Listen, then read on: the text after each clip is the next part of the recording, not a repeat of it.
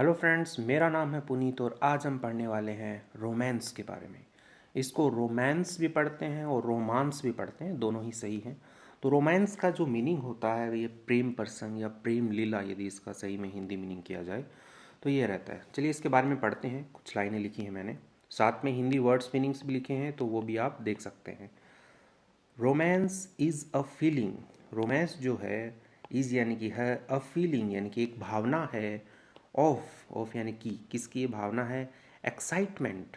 Excitement मतलब उत्साह या उत्तेजना जो होती है। एंड और अट्रैक्शन। अट्रैक्शन यानी कि आकर्षण।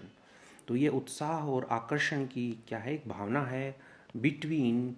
बिटवीन यानी कि बीच में। किन के बीच में? टू पीपल, दो लोगों के बीच में। दो लोगों के बीच में जो आकर्षण होता है, जो उत्साह होता है, उसकी जो भावना होती है, उसको रोमांस कहा गया है। इट कैन, यह हो सकती है। It can be expressed. Express यानी होता है व्यक्त करना, कि ये जो रोमांस है ये एक्सप्रेस किया जा सकता है। इट कैन बी एक्सप्रेस्ड, यह जो है व्यक्त किया जा सकता है। थ्रू यानी कि से, एक्ट्स ऑफ लव यानी कि प्यार के कार्य से यह जो रोमांस है वो व्यक्त किया जा सकता है। अब प्यार के कार्य सच एज यानी कि जैसे कि, एग्जाम्पल देके बताया गया कि प्यार के कैसे कार्य, सच है जैसे कि गिफ्ट्स यानी कि उपहार, जो गिफ्ट्स होते हैं उपहार। गेस्चर्स, गेस्चर्स यानी कि इशारे हो गए, या फिर ऐसे गले लगना, उसको भी गेस्चर में ही काउंट किया जाता है। तो गेस्चर से यानी कि इशारों से भी ये प्यार को किया जा सकता है। और वर्ड्स ऑफ अफेक्शन। वर्ड्स यानी कि शब्दों, ऑफ अफेक्शन, अफेक्शन यानी कि जो प्यार वाले जो शब्द हैं, like I love you, I miss you, तो इनसे भी ये प्यार का जो कार्य है वो किया जा सकता है। और ये जो प्यार का कार्य है इसी को ही रोमांस बोला गया है।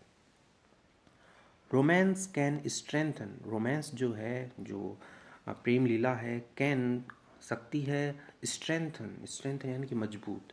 तो ये जो है ये मजबूत कर सकती है अ रिलेशनशिप यानी कि एक रिश्ते को। एंड और ब्रिंग ला सकती है पीपल, पीपल यानी कि लोगों को, क्लोजर टुगेदर, क्लोजर यानी कि करीब, टुगेदर यानी कि एक साथ। तो एक साथ क्या है, ये लोगों को करीब ला सकती है। और जो रिलेशनशिप है, जो रिश्ता है दो लोगों के बीच का, उसे ये मजबूत कर सकती है। हाउएवर, हालांकि, it is important, it is यानी कि यह है, इम्पॉर्टेंट महत्वपूर्ण है, टू रिमेंबर याद रखना, यह याद रखना महत्वपूर्ण है, दैट की romance is not just about grand gesture. जो रोमांस है, इज़ यानी कि है, नॉट यानी कि नहीं, नहीं है, जस्ट यानी कि बस, अबाउट यानी कि के बारे में, ग्रैंड गेस्चर यानी कि जो गेस्चर यानी कि इशारे हो गए या गले लगना, वो वाले जो आपकी पोजीशंस है उसको गेस्चर में कहा गया है। तो यह जो रोमांस है वो नॉट ओनली ग्रैंड गेस्चर्स यानी कि जो आपके इशारे वगैरह हैं वही नहीं है, बट ऑल्सो लेकिन भी, अबाउट शोइंग, अबाउट यानी कि के विषय में, शोइंग, शोइंग यानी कि दिखाना, लव।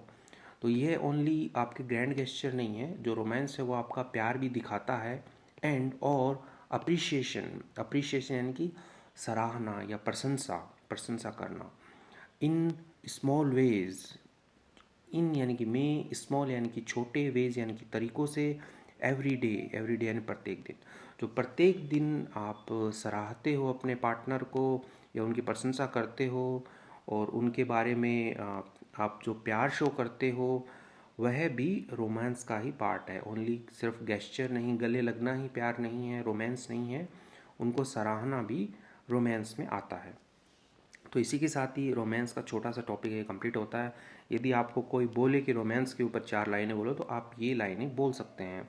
और इनमें काफ़ी अच्छे वर्ड हैं। एक्साइटमेंट यानी कि उत्साह, एक्ट यानी कि कार्य, लव, लव यानी कि प्यार, गेस्चर, गेस्चर यानी कि इशारे या जो भी गले लगने वाले जो कार्य होते हैं वो सारे गेस्चर में ही आते हैं।